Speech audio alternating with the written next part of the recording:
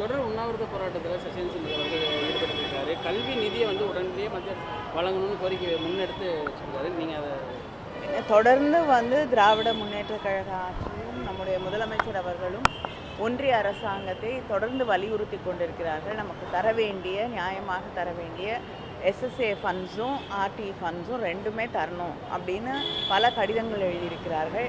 அமைச்சரும் நானும் பல முறை சென்று அமைச்சரையும் முதலமைச்சர் அவர்கள் பிரதமரை சந்திக்கக்கூடிய ஒவ்வொரு தருணத்திலும் இதை வலியுறுத்தி கேட்டுக்கொண்டிருக்கிறார்கள்.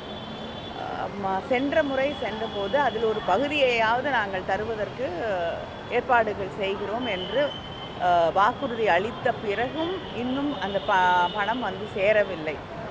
அதனால் திராவிட முன்னேற்ற கழக ஆட்சி நீதிமன்றத்தை நாடி இருக்கிறது. உச்ச நீதிமன்றத்திலே வழக்கும் தொடுத்திருக்கிறோம். ஆனால் நிச்சயமாக நமக்கு நியாயம் கிடைக்கும் என்ற ஒரு நம்பிக்கை இருக்கிறது. திரு சசிகாந்த் செந்தில் எம்பி அவர்களுடைய உணர்வை புரிந்து கொள்ள முடிகிறது. தமிழ்நாட்டில் இருக்கக்கூடிய மாணவர்களுக்கு ஒரு மிகப்பெரிய அநீதியை ஒன்றிய அரசாங்கம் நம்முடைய அரசிற்கும் அங்கே இருக்கக்கூடிய பிள்ளைகளுக்கும் ஒரு அநீதியை இழைத்து கொண்டிருக்கிறது. அதை எதிர்த்து போராட வேண்டும் என்று.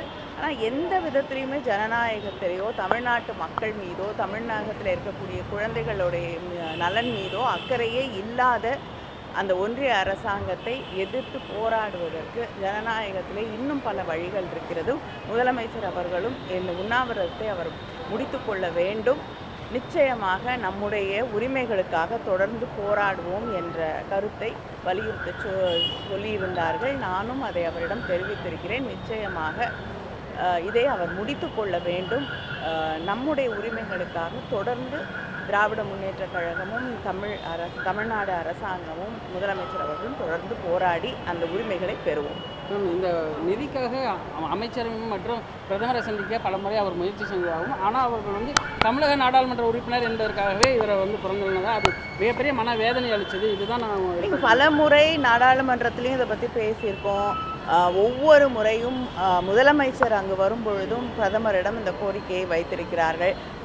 தமிழ்நாட்டின் கல்வி அமைச்சர் அங்கே வந்த பொழுதும் இதை பற்றி நாங்கள் பேசியிருக்கிறோம். அமைச்சரை சந்தித்து பேசியிருக்கிறோம். ஆனால் தர மாட்டோம் என்று சொல்லாமல் தருகிறோம் என்று இழுத்தடித்து கொண்டிருக்கக்கூடிய ஒரு நிலையை நாம் பார்க்க முடியும். நிச்சயமாக இந்த நாட்டிலே நம்முடைய உரிமைகளை பெறுவதற்கு எத்தனையோ வழிகள் இருக்கிறது. அவருடைய உடலை வருத்தி கொண்டு உடல் நலத்தை வருத்தி கொண்டு, ஏனென்றால் சசிகாந்த் செந்தில் போன்றவர்களுடைய சேவை இந்த நாட்டுக்கு தேவை என்பதை அவரும் உணர்ந்து கொள்ள வேண்டும். நாமும் அதற்காகத்தான் அவரை இந்த உண்ணாவிரத போராட்டத்தை கைவிட வேண்டும் என்று கோரிக்கை வேண்டும். நன்றி.